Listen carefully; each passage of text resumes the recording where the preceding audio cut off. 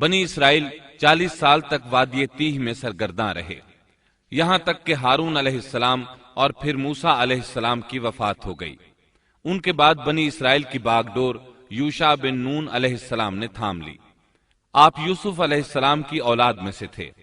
آپ نے ہر ممکن حد تک بنی اسرائیل کے معاملات کو درست کیا۔ 40 سال کا عرصہ پورا ہو گیا تو یہ بنی اسرائیل کو لے کر بیت المقدس کی طرف چلے، کیونکہ یہ بات ان کے لیے لکھی جا چکی تھی کہ وہ وہاں سکونت پذیر ہوں گے۔ سورۃ المائدہ آیت 21 میں یہ ذکر موجود ہے۔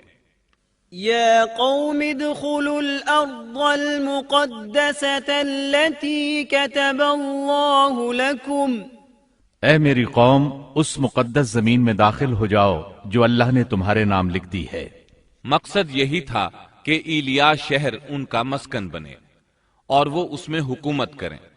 انہیں میدان تیہ میں محصور ہونے کی سزا اس بنا پر ملی تھی کہ وہ یہاں کے زبردست اور جنگجو لوگوں سے ڈر کر شہر میں داخل نہیں ہوئے تھے۔ 40 سال تک واعظ و نصیحت کی وجہ سے وہ اس میں داخل ہونے کا پختہ عزم کر چکے تھے، اس لیے شہر میں داخل ہو گئے۔ پچھلے حکم کا انکار کرنے والے اور بچڑے کی پوجا کرنے والے ہٹ دھرم لوگ مر کھپ چکے تھے۔ اس وقت کے لوگ ان کی نسل سے پیدا ہوئے تھے۔ ان میں ایک بھی شخص ایسا نہیں تھا جس نے بچڑے کی عبادت کی ہو۔ جب یہ لوگ یوشع بن نون علیہ السلام کی قیادت میں مقدس شہر کی طرف جہاد کے لیے چلے اور وہاں پہنچے تو دشمن ابھی تک موجود تھا۔ بنی اسرائیل نے 6 ماہ تک ان کا محاصرہ جاری رکھا۔ وہ زبردست جنگجو قوم تھی۔ بنی اسرائیل سے ان کا آخری معرکہ جمعے کے دن ہوا۔ یہ لوگ ہفتے کو لڑائی نہیں کرتے تھے کیونکہ یہ دن ان کی عبادت کا تھا۔ اس دن عبادت کے علاوہ ہر کام حرام تھا، لڑائی بھی ممنوع تھی۔ عصر کے وقت معرکہ ہوا۔ بنی اسرائیل بڑی حد تک کامیابی حاصل کرتے آگے بڑھتے چلے گئے، لیکن اسی وقت سورج غروب ہونے کا وقت ہو گیا۔ اس طرح صورتحال نازک ہو گئی۔ بنی اسرائیل جمعے کی شام سورج غروب ہوتے ہی ہفتے کے دن کی عبادت شروع کر دیتے تھے۔ اب اگر سورج غروب ہو جاتا تو وہ لڑائی بند کرنے پر مجبور ہو جاتے، اس طرح ان کی فتح درمیان میں رہ جاتی۔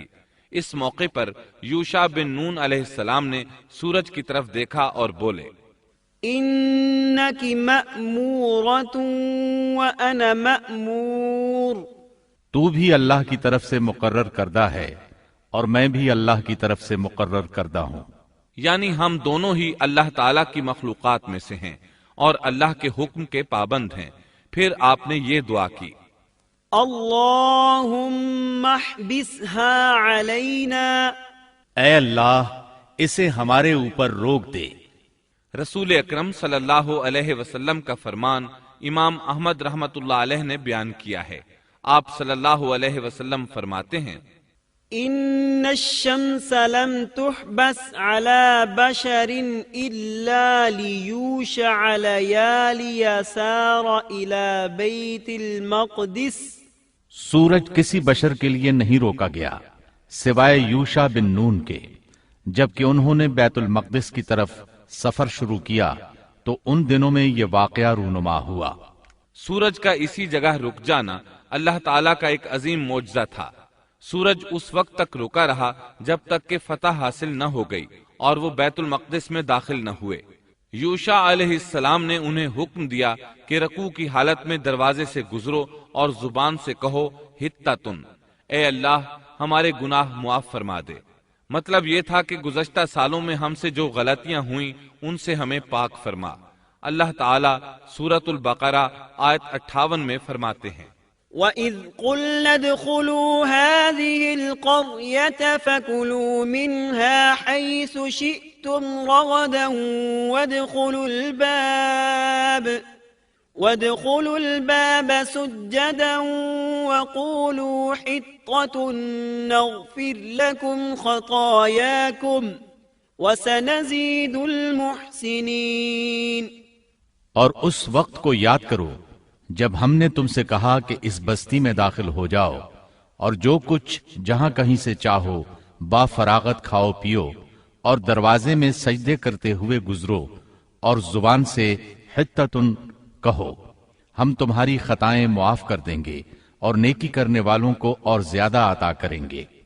القدس فلسطین کا دارالخلافہ تھا، یہاں ہر طرف سے پھل آتے تھے، خود بھی زرخیز علاقہ تھا۔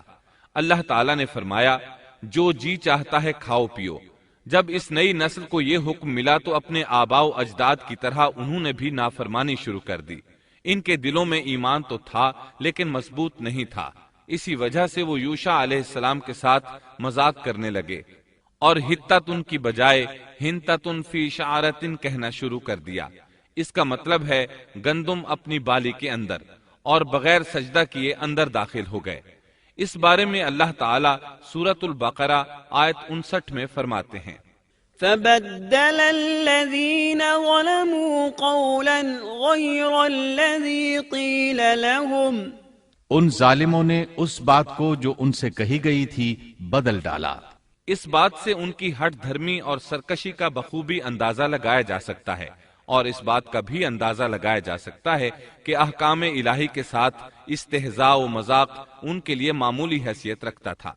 یہ حقیقت ہے کہ جب کوئی قوم اخلاق و کردار کے لحاظ سے اس قدر زوال پذیر ہو جائے تو وہ احکام الہی کے ساتھ اسی طرح کا سلوک کرتی ہے، اور جب کسی قوم کی حالت اس حد تک خراب ہو جائے تو اس پر اللہ کی طرف سے عذاب ضرور نازل ہوتا ہے۔ چنانچہ ان پر بھی عذاب الہی کا کوڑا برسا۔